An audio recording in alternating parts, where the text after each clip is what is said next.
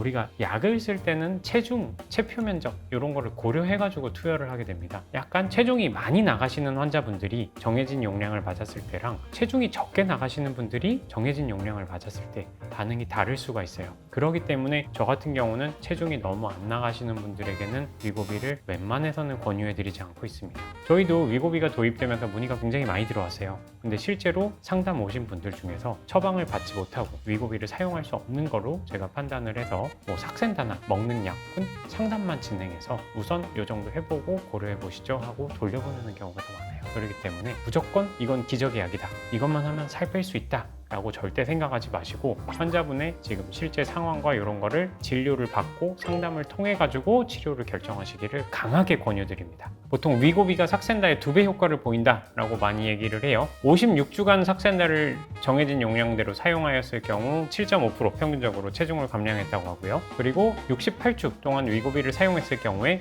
무려 평균적으로 15kg를 감량했다고 합니다. 그렇게 치면 효과도 굉장히 강하게 나타난다 라고 말씀을 드릴 수 있을 것 같은데, 계산을 한번 해볼까요? 100kg인 환자분이 15kg 줄어든 거, 우리가 1년 3개월이 넘는 시간 동안 15kg 줄인다. 언뜻 보면 쉬워도 보이고 언뜻 보면 어려워도 보여요. 한 달에 1kg 줄이실 수 있어요? 줄이실 수 있어요. 조금만 해도 할 수 있습니다. 근데 문제는 매달 꼬박꼬박 1kg씩 줄여서 15개월 동안 반복을 할 수 있느냐, 이게 생각보다 굉장히 어려워요. 그리고 위고비를 사용할 때도 조금씩 훅이 나오고 있죠. 일주일 정도 사용을 했는데 갑자기 한 3kg가 빠졌어요. 이런 식으로 훅훅 빠지시는 분들도 있고 굉장히 더디게 줄어드시는 분들도 있고 조금씩 빠져들다가 다시 살짝 올라오다가 다시 줄어드는 분들도 있어요. 체중 조절이 그만큼 어렵습니다. 한 가지 습관을 갖다가 지속적으로 유지하는 것도 어렵고 식습관이나 운동 같은 거를 꾸준히 하는 것도 사실 쉽지 않아요. 그런 모든 변수를 다 이겨내고 굉장히 긴 기간이고 굉장히 많은 비용이 소요되지만 그 기간 동안에 효과적으로 큰 다이어트를 달성을 했다는 것에서 큰 의의를 찾으실 수 있을 것 같습니다.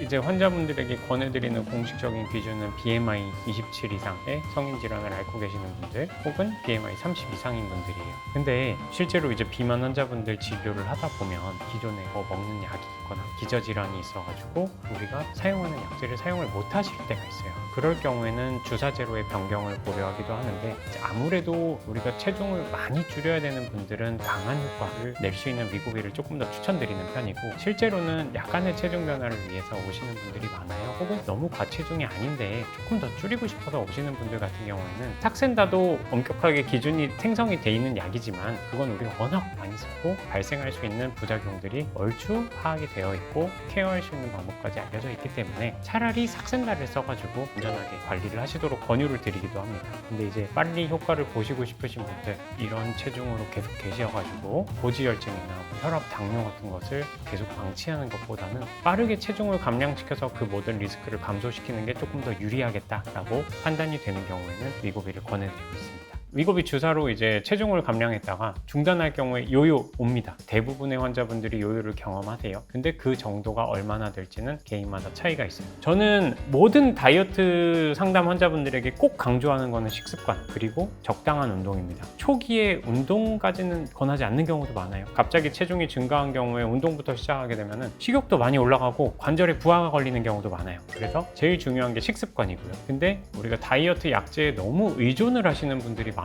더 센 약 주세요. 용량 더 늘리면 안 돼요. 라는 질문을 저는 굉장히 많이 받습니다.